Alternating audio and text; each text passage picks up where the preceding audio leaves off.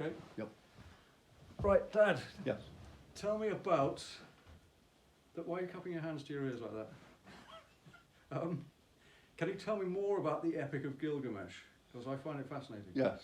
The Epic of Gilgamesh is a very famous story that everybody, quote, knows, rather like we all know about King Arthur. It's that of that nature. Yep. But when the British Army went to Egypt in the 19th century, tablets were discovered there and taken back to the British Museum, where a bloke, I think his name's George Smith or something, in the museum, translated one of the tablets. He discovered how to translate it and found that it was a detailed description of the biblical flood, Noah's flood. It was almost word for word. I mean, it was quite obvious to a scholar like this Smith guy. So how old would these have been? How old are they? These tablets, do you think?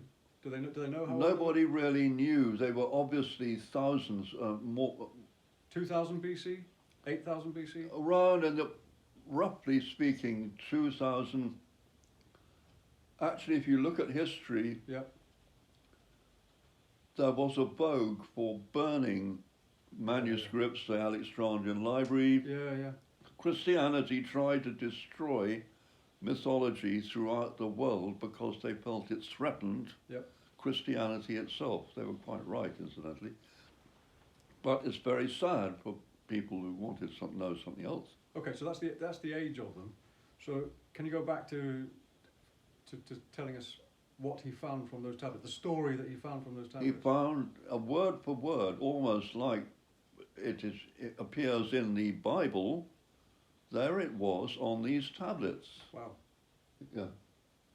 So, and he was so excited, apparently, he took his clothes off and began dancing round the room in the British Museum. It was that exciting. It was as if someone had found a description of King Arthur as if he had been a real historical character and full of factual evidence that he really had existed, giving him even a time frame.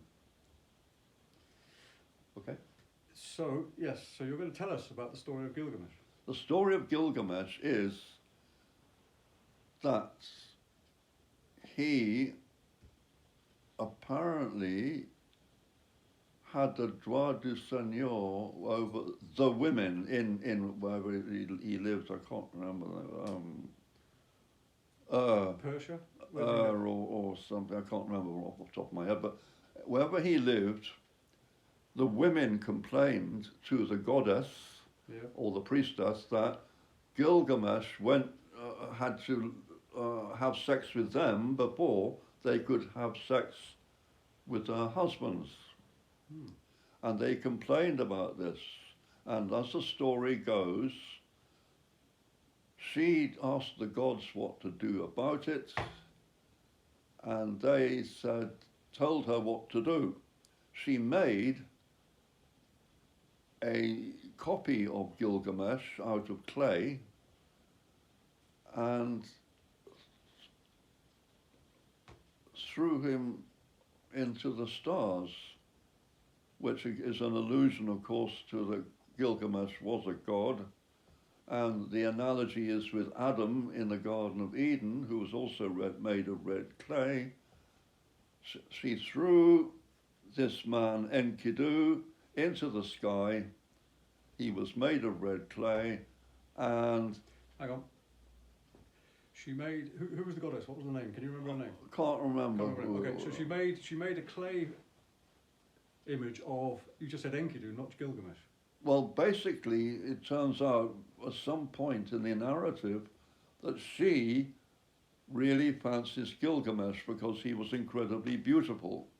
He was like a god, and she said, look, I can seduce any god I want, I have done in the past, but Gilgamesh is rejecting me. But actually I'm jumping ahead on the story, which was not about Gilgamesh rejecting the goddess, but the goddess trying to sort out the women who didn't like Gilgamesh having to go to their husbands sexually before the husbands got to them. Yeah.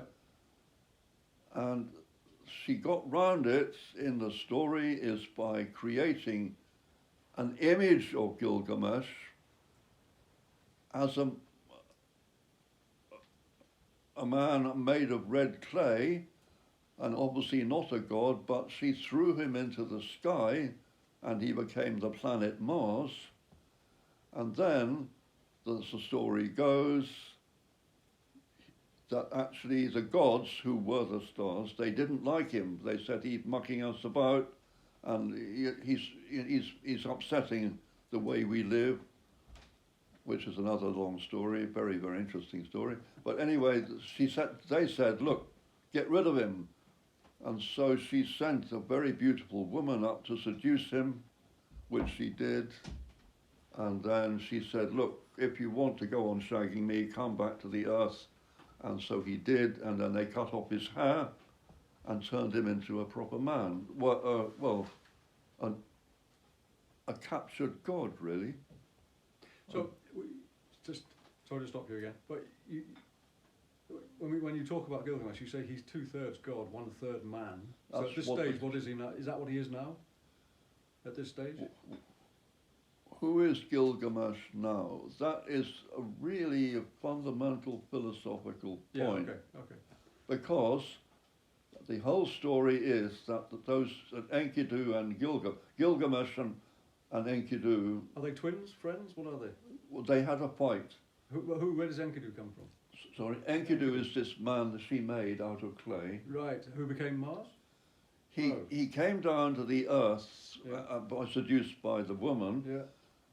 And when Gilgamesh saw him, they had a fight. Yeah.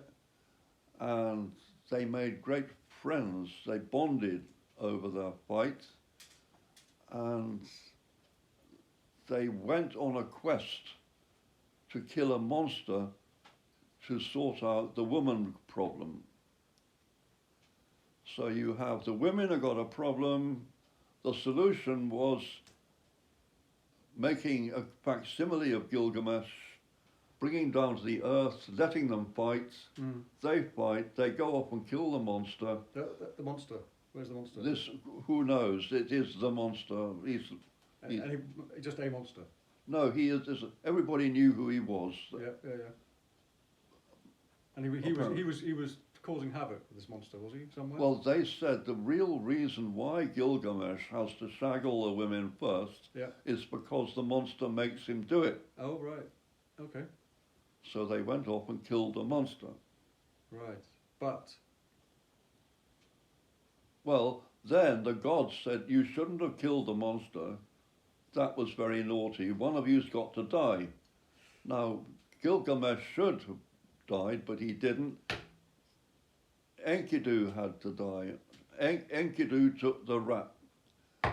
And as a consequence of that, he had to die. So there's a huge scene where Enkidu dies as a mortal man, and Gilgamesh watches him until the maggot falls out of his nose and said, okay, he really is dead. And down he went to the underworld. That's the story. Okay, so, right. So that is the story of Gilgamesh. That's the story of Gilgamesh. So Gilgamesh is still alive?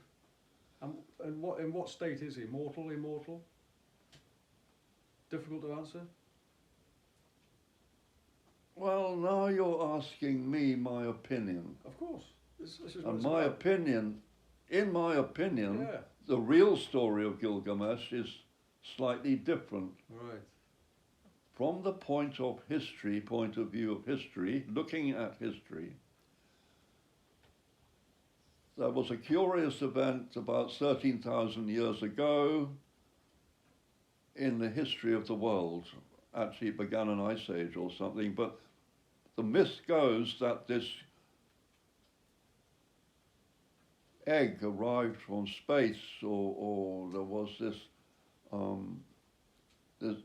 event, this god came from space, and the sites in like Turkey, Göbekli Tepe is actually an allusion to it, but in the Red Indian in Ohio, the Great Serpent of Ohio shows an egg in a serpent form.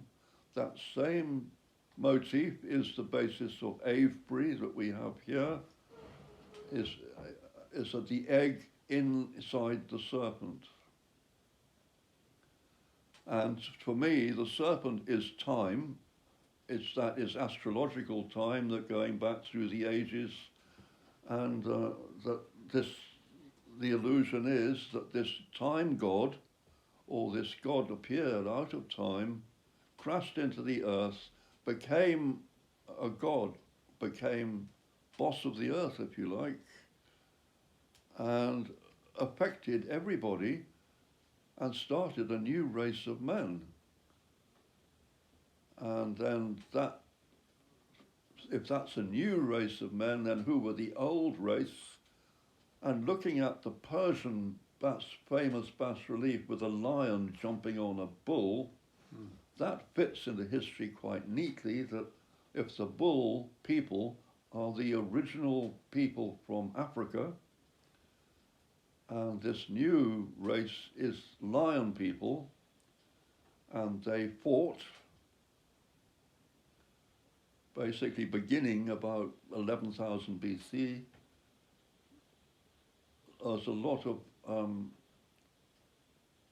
well, actually, if you look at the evidence, it appears that time itself split into two. There's one serpent that goes round the world, which goes through the ages, Leo, Gemini, Aries, Aquarius possibly, and the old bull people were the other ones, maybe the water signs. They are Virgo perhaps, but Cancer, Taurus, Pisces. Yeah. So you get this idea of these twin spirals, right, in the myth itself. Well, how I'm reading, that I'm talking now about your opinion. the conclusions I came to after a lot of this research. I'm going to stop here. Good. We'll stop there. Yeah, have a peek. That's